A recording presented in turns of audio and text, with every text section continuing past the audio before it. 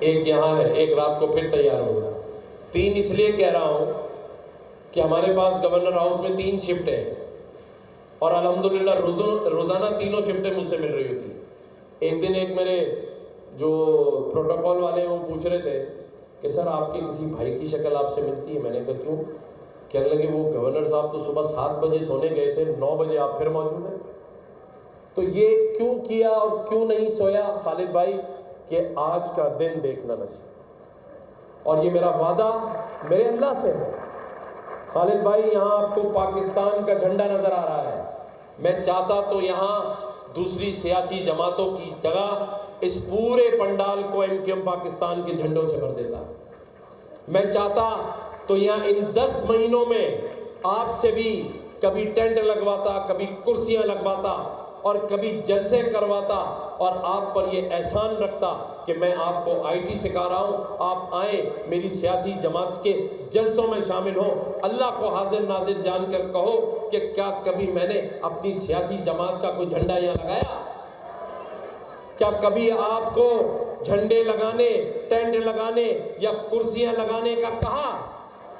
آپ کے لیے یہ کرسیاں اس گورنر نے اپنے ہاتھوں سے بچھائی۔ یہ فرق ہے اپنوں میں۔ اور یہاں خالد بھائی یہ سب کراچی سے، حیدرآباد سے، انٹیریئر سے آتے ہیں، ان میں کوئی قومیت کی ہم نے تمیز نہیں رکھی۔ کوئی اردو بولتا ہے، کوئی ہندی بولتا ہے، کوئی پشتو بولتا ہے، ہر زبان سے تعلق رکھنے والا شخص یہاں موجود ہے، اور ہر سیاسی جماعت کا بندہ بھی موجود ہے۔ یہ جو 2-4 پیچھے تالیاں نہیں بجا رہے، یہ پی ٹی آئی والے بھی ہیں یہاں پر، یوتھی بھی بیٹھے ہوئے، لیکن میرے لیے بڑی بات ہے کہ یہ بھی یہی بیٹھے ہیں۔ لیکن دیکھو بات کرے تو آدمی مسکرا کے کرے، اگر یہی ان کا کوئی کر رہا ہوتا تو کیا کہہ رہا ہوتا؟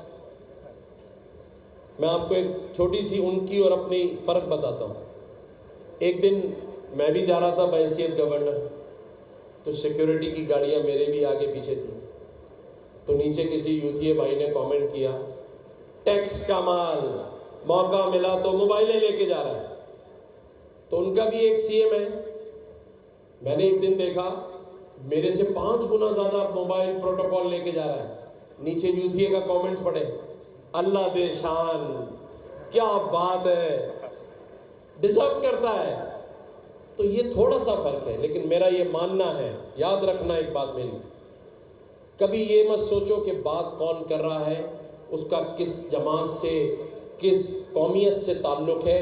اگر ذہین ہو، سمجھدار ہو، تو ہمیشہ یہ سوچنا کہ وہ بات کیا کر رہا ہے، کون ہماری بات کر رہا ہے، کون ہمارے حق کی بات کر رہا ہے۔ لیکن ان 12 مہینوں میں ہم نے حیدرآباد کو نہیں بھولا۔ خالد بھائی 90,000 بچوں نے آئی ٹی کے ٹیسٹ دیے، 50,000 کوالیفائی کر چکے ہیں۔ اب انشاءاللہ تعالی اسی طرح کا کیمپس ہم حیدرآباد میں کھولنے جا رہے ہیں۔ لیکن خالد عراقی صاحب کہہ رہے تھے کہ بھائی میرا خیال رکھیے گا، میں صرف کراچی یونیورسٹی کا وائس چانسلر ہوں، کہیں ایسا نہ ہو کہ آپ وہاں بھی مجھے بلا کے MOU سائن کر دیں۔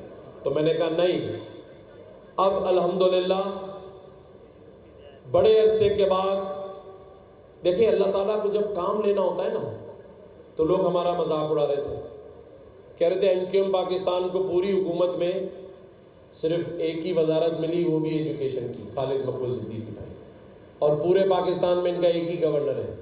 لیکن دیکھیں اللہ تعالیٰ دونوں سے تعلیم کا کام لے رہا ہے، اور کہتے ہیں کہ ایک بھی بہت ہے اگر نیک ہو۔ لیکن آپ یہ دیکھیں کہ خالد بھائی کی محنت اور کوششوں سے حیدرآباد یونیورسٹی کا قیام ہو چکا ہے، وہ فعال ہو چکی ہے، اور انشاءاللہ تعالیٰ اگلا MOU ہم حیدرآباد کی اس یونیورسٹی سے کریں گے تاکہ وہ بھی آپ کو ڈپلومہ سرٹیفکیٹ دے سکے انشاءاللہ تعالیٰ۔ اور میں ہمیشہ کہتا ہوں، آج بھی کہہ رہا ہوں، آپ کو میرا وہ پہلا ٹیسٹ میں وہ 2 میرے شعر یاد ہوں گے۔ اب تو خالد بھائی وہ دونوں میرے شعر ان سب کو رٹ چکے ہیں۔ پہلا میں نے کہا تھا جب یہ بیچارے ہاں میں یہ بتانا بھول گیا خالد بھائی، جب 50,000 بچوں کو پڑھانے کی بات آئی تو میں یہ جب اس جگہ پر آیا جہاں آج ہم بیٹھے ہیں، یہ جنگل تھا، دانیال میرے ساتھ تھا، سر ضیاء میرے ساتھ تھے، گورنر ہاؤس کی ٹیم میرے ساتھ تھی، تو یہ جنگل تھا، یہاں 5-5 فٹ اونچی جنگلی گھاس تھی۔ آج یہ 24,000 اسکوائر فٹ کا فلور، یہ ایئر کنڈیشن مارکی، اور اس میں یہ کمپیوٹر لیب، اور یہ سارے جو نوجوان بہن اور بھائی ہیں ان کے لیے ہم نے یہ جگہ دستیاب کی۔ لیکن آج میں خود ان کے لیے بھی تالی بجانا چاہتا ہوں کہ انہوں نے خالد بھائی، کیونکہ یہ مارکی ہے، یہاں جتنے بھی اے سی لگا لیں، مئی جون انہوں نے یہاں گزارا، لیکن آفرین ہے ان بہن بھائیوں پہ کہ پسینے میں ہوتے ہوئے گرمی میں بے ہوش ہو جاتی تھی، لیکن کسی نے بھی ایک اپنی کلاس نہیں چھوڑی۔ ہم سب ان کے لیے تالیاں بجائیں۔